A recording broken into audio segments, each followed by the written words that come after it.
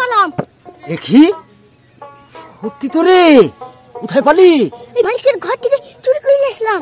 মালিক জানতে বলে মেঘির ঠ্যাং ঠুং একবার ভেঙে দেবে, আমাদের কাজে কামেও নেবে না, ভাঁটা থেকে বের করে দেবে। একটা বুদ্ধি বের করি, এই জিনিসটা তাড়াতাড়ি লুকাই। তাই করো আব্বা।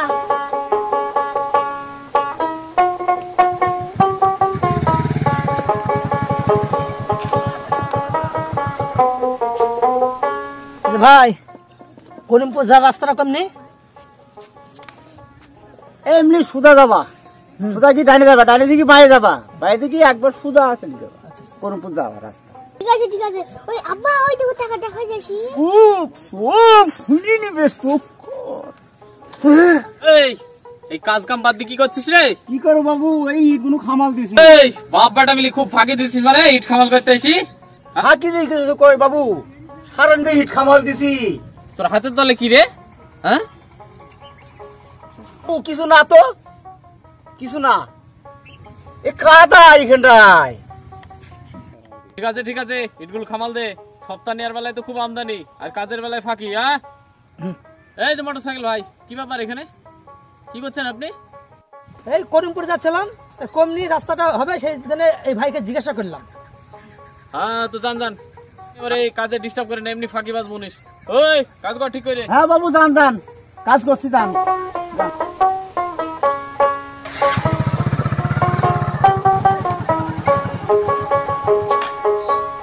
এই শালার কাছে সোনার কয়েন দেখলাম, যাই করে হোক এই কয়েনগুলো আমাকে হাতাতেই হবে।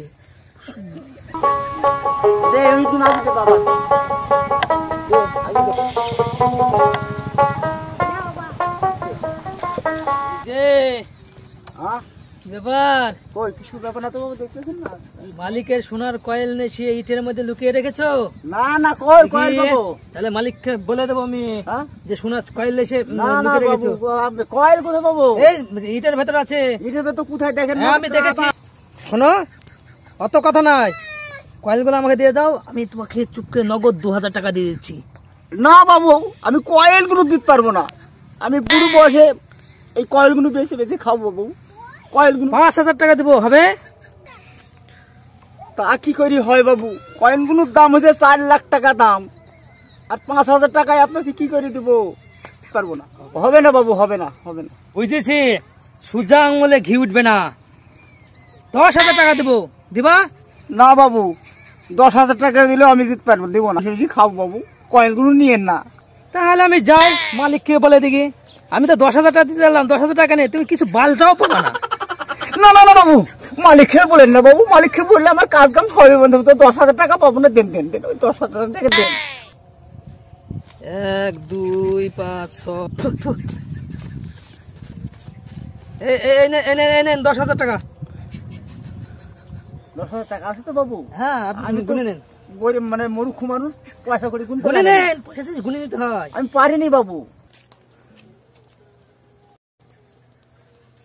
এই যে বাবু একখানা নেন বাবু। একটা তো পেলাম, আর দুটো কই? আর দুটো এই ইটগুলোর মধ্যেই আছে বাবু, খুঁজি খুঁজি বের করে নেন। এতগুলো ইট আমি কি করে খুঁজবো? ভেঙে ভেঙে দেখেন, আমি দেখেন চললু সবাব। আয়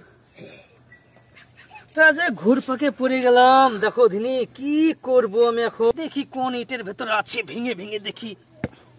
আরে শালা, এটার মধ্যে নেই। আরে শালা,